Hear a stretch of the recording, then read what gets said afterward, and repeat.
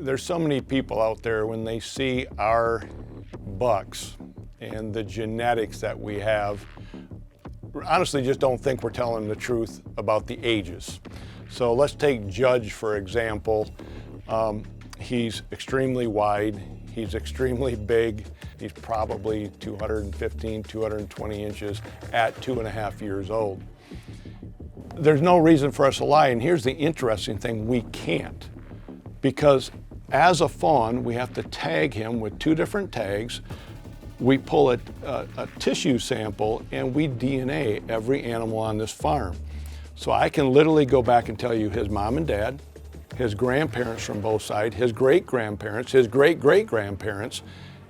It goes all the way back. There's a history to this deer. So it's really cool for us to be able to produce that quality of animal, that quality of antler on a young buck.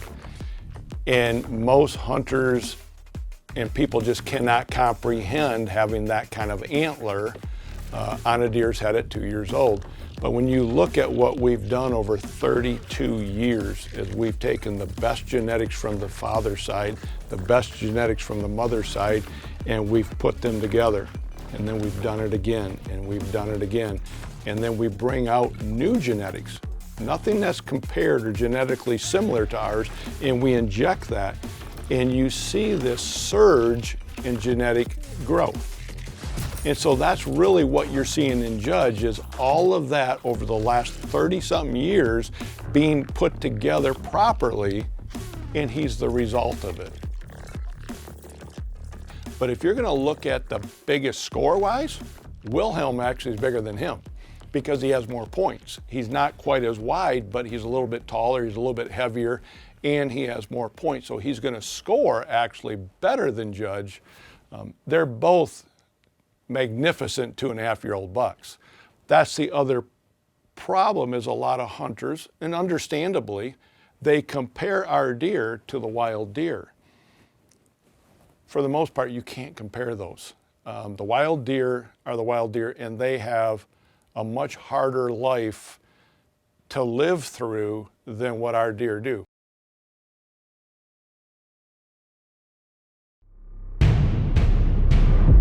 Well, there's always rumors that are flying around that the deer farming industry is using steroids, they're putting, illegal drugs in to grow bigger bodies, bigger antlers. People have to understand, they're just like us. So if we are able to have the perfect nutrition, we eat everything that we should that's healthy for us, and we can get all we want of that. And then we have all the vitamins and minerals and nutrients that we can take in. And we call it in the farming industry filling in the gaps.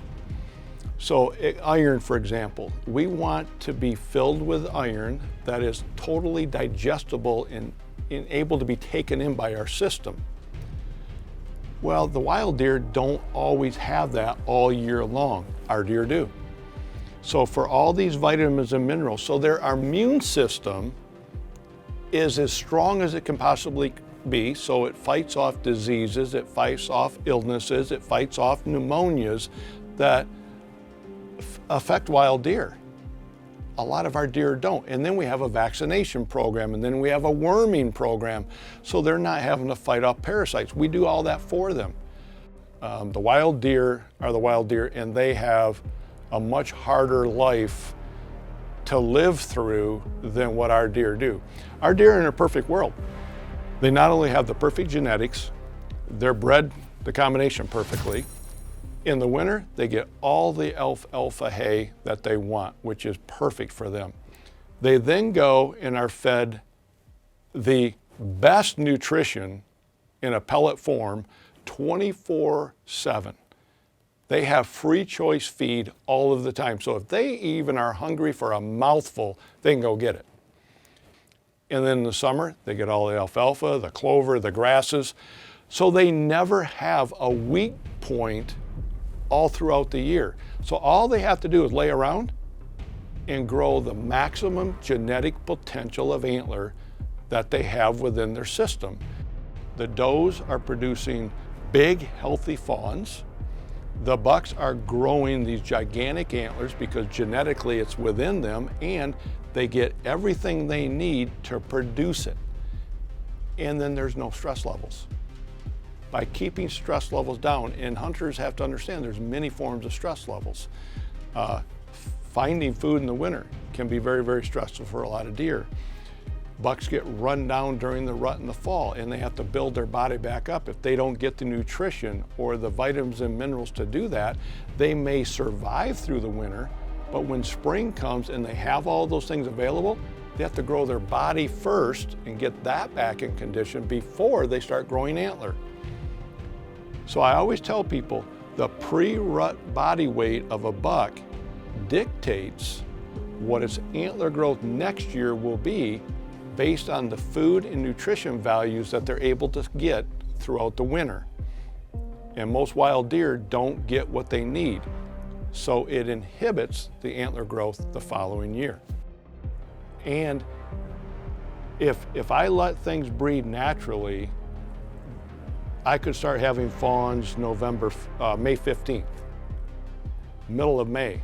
Well, if you start to look at the weather patterns the last 3-4 years in Michigan, we've gotten cold weather, we've gotten cold rains, we've been flooded, that's hypothermia, that's mud that they're laying in. It's very, very unhealthy. And so we artificially inseminate for the end of May, that first week of June, that we know the weather conditions are going to be much warmer, much drier. The grass will be up that they can hide in. Moms feel much more comfortable giving birth. Everything about it is a better condition for them to be born in. If we spread them out over 2-3 months because, well, they get bred 25 days later, well, not all of them did, so they get bred another 25 days. Now we've lost 2 months. Those fawns never do well when fall and winter come. So the AI is so important that we get that block of fawns born for the health of the farm moving forward. Well, right now we're in pen 3, which is Judge's pen. He's one of our big 2-year-olds. Actually, he's the buck that kind of went viral with the doe in front of him running up the hill, the tongue's flagging, and he's just coming up. And pretty impressive looking. But what's impressive is when you look at a 2-year-old and he's rubbing on this cedar post and the width and the damage that he's done. Now you have to understand, right across the runway is one of our other big 2-year-old bucks. They're both trying to posture and intimidate the other one. So part of this is for intimidation. The other part is simply getting energy out of himself. But it's amazing how they can tear a post up so quick. So every now and then we've got to replace posts on a farm strictly because a buck decides to whittle it down to nothing.